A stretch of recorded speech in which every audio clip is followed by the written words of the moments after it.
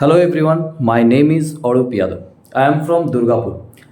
Last class हमने जो video upload किया था वो था कैरेक्टरिस्टिक्स ऑफ अकाउंटिंग की। उस पर हमने डिस्कस किया था कि अगर हम कोई ट्रांजेक्शन्स को हम रिकॉर्ड करते हैं हमारे बुक्स ऑफ अकाउंट पे, तो उसे रिकॉर्ड करने के लिए हमें क्या क्या एसेंशियल कैरेक्टरिस्टिक्स चाहिए जिनके बेसिस पे हम कोई भी ट्रांजेक्शन को रिकॉर्ड करेंगे हमारे अकाउंटिंग पे। आज हम जिस टॉपिक को लेकर आए हैं वो टॉपिक है हमारा अकाउंटिंग कॉन्सेप्ट से रिलेटेड, अकाउंटिंग कन्वेंशन से रिलेटेड। ये हमारा वो कॉन्सेप्ट है जिनको हमें अकाउंटिंग के हर स्टेज पे फॉलो करना है। मतलब ये है कि आप जब भी फाइनेंशियल स्टेटमेंट प्रिपेयर करते हो तो आपको फाइनेंशियल स्टेटमेंट प्रिपेयर करते वक्त आपको ये अकाउंटिंग कॉन्सेप्ट को माइंड में लेके आपको प्रिपेयर करना है। अगर आप कोई भी एडजस्टमेंट या फिर आप कोई भी ट्रीटमेंट अगर आपने अकाउंटिंग कॉन्सेप्ट को वायोलेट करके किया या इसको आपने फॉलो नहीं किया, तो फिर वो जो भी आपका ट्रीटमेंट है या जो भी आपका फाइनेंशियल स्टेटमेंट का एडजस्टमेंट है वो आपका कंप्लीटली बेसलेस माना जाएगा। वो कोई भी आपका true and fair view represent नहीं करेगा।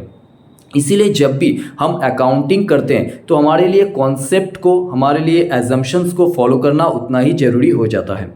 जो भी हमारा कॉन्सेप्ट है उस पर पहला हमारा आज का है गोइंग कंसर्न कॉन्सेप्ट। नॉर्मली क्या होता है, ये जो हमारा गोइंग कंसर्न कॉन्सेप्ट है, ये कॉन्सेप्ट हमें बोलता है कि जब भी हम कोई बिजनेस को स्टार्ट कर रहे हैं तो डेफिनेटली हम इस एजम्पशंस के साथ हमारे इस बिजनेस को स्टार्ट कर रहे हैं कि ये लॉन्ग पीरियड तक हमारा कंटिन्यू चलेगा। क्योंकि अगर आप कोई भी शॉर्ट पीरियड के लिए कोई बिजनेस अगर आप स्टार्ट करते हो तो उस पर प्रॉब्लम क्या होता है कि बिजनेस अगर आप शॉर्ट पीरियड ऑफ टाइम के लिए कर रहे हो तो उस पर आपका आउटसाइड्स का जो भी पार्टीज होता है, चाहे आपका वो सप्लायर्स हो, चाहे आपका वो इन्वेस्टर्स हो, चाहे आपका वो कस्टमर्स हो, आपके बिजनेस पे वो उतना इंटरेस्टेड नहीं होता है। क्योंकि उनको लगता है कि बिजनेस आप जो स्टार्ट कर रहे हो शॉर्ट पीरियड के लिए, ये उनके लिए फेवरेबल नहीं है, क्योंकि वो आपके साथ किसी भी तरह के कॉन्ट्रैक्ट पे आने से वो उस वक्त हेजिटेट फील करता है।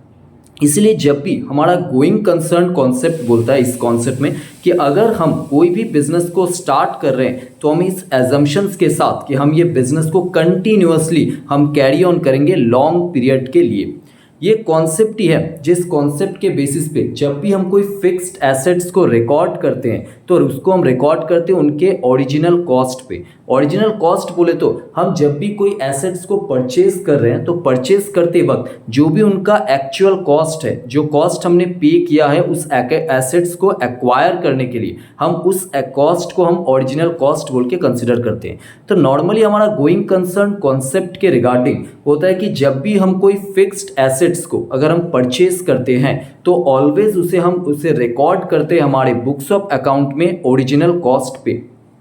तीसरा हमारा ये कॉन्सेप्ट बोलता है, क्योंकि ये गोइंग कंसर्न कॉन्सेप्ट में अगर हमने इस एजम्पशंस के साथ हमारे बिजनेस को स्टार्ट नहीं किया, अगर हमने इस एजम्पशंस को फॉलो ना करके अगर अपने बिजनेस को हमने स्टार्ट किया, तो नॉर्मली हमारे बिजनेस के जो भी यूजर्स हैं, चाहे वो इंटरनल यूजर्स हो या एक्सटर्नल यूजर्स, वो हमारे बिजनेस के साथ इंटरेस्टेड नहीं होंगे किसी भी तरीके लॉन्ग टर्म कॉन्ट्रैक्ट के लिए। नॉर्मली उनको क्या लगेगा कि हमारा ये जो बिजनेस है, ये बिजनेस बहुत ही शॉर्ट पीरियड ऑफ टाइम के लिए है, वो हमारे बिजनेस पे उतने रिलाई नहीं कर पाएंगे कि हम मार्केट में कितने दिन तक हम यहाँ पे रह सकते हैं या कितने दिन तक सरवाइव कर सकते हैं। सो उनको लग सकता है कि अगर वो हमारे साथ किसी भी तरीके का कोई ट्रांजेक्शन्स करते हैं तो वो ट्रांजेक्शन्स उनके लिए बेनिफिशियल प्रूफ नहीं हो। इसके लिए हमें ये कॉन्सेप्ट ऑलवेज एंड ऑलवेज कहता है कि अगर हम कोई भी बिजनेस को स्टार्ट करते हैं तो डेफिनेटली हमें इस कॉन्सेप्ट के साथ स्टार्ट करना है कि हम इस बिजनेस को कंटिन्यूअसली हम इन फ्यूचर हम इसे मेंटेन करने वाले हैं एक लॉन्ग पीरियड के लिए। यही कॉन्सेप्ट के कारण जब भी हम कोई एसेट्स को परचेज करते हैं तो एक तो हम उसे उसके ओरिजिनल कॉस्ट पे रिकॉर्ड करते हैं हमारे बुक्स ऑफ अकाउंट में, और दूसरा ये होता है कि जब भी हम कोई एसेट्स को परचेज करते हैं तो उसे हम एक्सपेंसेस बोल के ट्रीट नहीं करते, हम उस एसेट्स को हम एसेट्स ही ट्रीट करते हैं। मान लीजिए अगर आप कोई मशीनरी परचेज कर रहे हैं तो मशीनरी को परचेज करने से जो भी आपने कॉस्ट उस मशीन को परचेज करने पे लगाया है, उस मशीन को हम एक्सपेंसेस ट्रीट नहीं करेंगे, उस मशीन को हम ट्रीट करेंगे हमारा एसेट्स। ये ट्रीट करने का यही एक मुद्दा है, क्योंकि हम ये बिजनेस को जब लॉन्ग टाइम के लिए हमारे बिजनेस को जब हम स्टार्ट कर रहे हैं तो ये मशीन से इन फ्यूचर हमें इकोनॉमिक बेनिफिट अराइज होने वाला है। क्योंकि इस मशीन से हमें इन फ्यूचर जब भी कोई इकोनॉमिक बेनिफिट हमें अराइज होने वाला है तो इस कारण हम इसे एक्सपेंसेस ना ट्रीट करके हम इसे ट्रीट करते हैं एसेट्स। फोर्थ में ये पॉइंट ही वो है, ये कॉन्सेप्ट के कारण हमारे जो भी प्रीपेड एक्सपेंसेस होते हैं जिनको हमने बोलते हैं एडवांस पेमेंट, तो वो प्रीपेड एक्सपेंसेस को भी हम ट्रीट करते हैं एज एन एसेट्स बोल के। क्योंकि अगर हम बात करें जब भी हम कोई पैसा हम एडवांस में किसी जगह पे करते हैं तो वो एडवांस में जब हम पे कर देते हैं तो इन फ्यूचर और मेरे ऊपर कोई ऑब्लिगेशन नहीं होता कि वो पैसा हमें पे करना है। फ्यूचर में जस्ट हम सिर्फ उससे बेनिफिट को हम डिराइव करते हैं, उस बेनिफिट के लिए हम इंटाइटल्ड होते हैं। तो जब भी हम कोई प्रीपेड एक्सपेंसेस को आता है तो वो प्रीपेड एक्सपेंसेस से हम इन फ्यूचर पैसे देने के लिए और लाइबल नहीं होते हैं, रेदर देन हम क्या करते हैं वहाँ से हम बेनिफिट हम डिराइव करने के लिए हमारा वो इंटाइटलमेंट होता है। तो इसीलिए जब भी हम प्रीपेड एक्सपेंसेस को हमारे अकाउंट्स में रिकॉर्ड करते हैं हम उसे एज एन एसेट्स रिकॉर्ड करते हैं, क्योंकि एसेट्स रिकॉर्ड करने का मतलब है अगर हम कोई भी एडवांस पेमेंट करते हैं तो ये एडवांस पेमेंट हमें इन फ्यूचर इकोनॉमिक बेनिफिट हमें वहाँ से आने वाला है, जस्ट हम उनके सर्विस का अवेलेबिलिटी को हम इंजॉय करेंगे। दैट्स वाई हम ये गोइंग कंसर्न कॉन्सेप्ट में हमें प्रीपेड एक्सपेंसेस को भी एज एन एसेट्स बोलकर ट्रीट करवाता है। According to going concern concept हमारे जो भी एसेट्स या लाइबिलिटीज होते हैं उनमें ये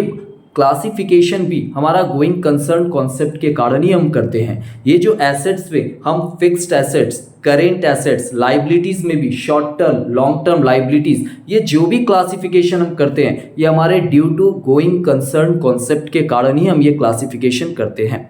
सो अगर हम इन अ नटसेल अगर बात करें तो गोइंग कंसर्न कॉन्सेप्ट हमारा वो कॉन्सेप्ट है जो कॉन्सेप्ट हमें बताता है कि अगर हमने कोई बिजनेस को अगर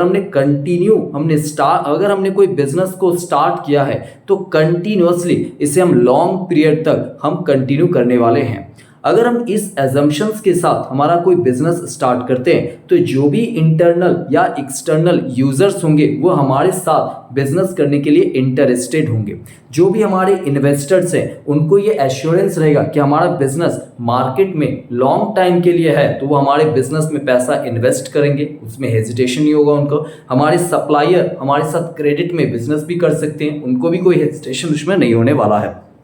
तीसरा यही वो कॉन्सेप्ट है जिस कॉन्सेप्ट के कारण जब भी हम कोई मशीन या जब भी हम कोई बिल्डिंग या लैंड को परचेस करते हैं तो हम उन्हें एक्सपेंसेस बोल के ट्रीट नहीं करते हैं, क्योंकि ये कॉन्सेप्ट हमें क्लियरली बोलता है कि अगर हम इन सब चीज़ों पे जो भी पैसा हम खर्च कर रहे हैं अगर इनसे इन फ्यूचर हमें बेनिफिट होने वाला है और हमारा बिजनेस तो इन फ्यूचर रहने भी वाला है लॉन्ग टाइम तक, तो इन पे खर्च करने वाले अमाउंट को हम एक्सपेंसेस ना ट्रीट करके हम एज एन एसेट्स बोल के ट्रीट कर सकते हैं। इसी कॉन्सेप्ट के कारण से जो भी प्रीपेड एक्सपेंसेस होते हैं उनको हम एसेट्स ट्रीट करते हैं, क्योंकि जब भी हम कोई एडवांस पेमेंट करते हैं तो उस एडवांस पेमेंट से होने वाला बेनिफिट हमें इन फ्यूचर मिलने वाला होता है। इसीलिए हम प्रीपेड एक्सपेंसेस को भी एसेट्स बोल के ट्रीट करते हैं according to going concern concept.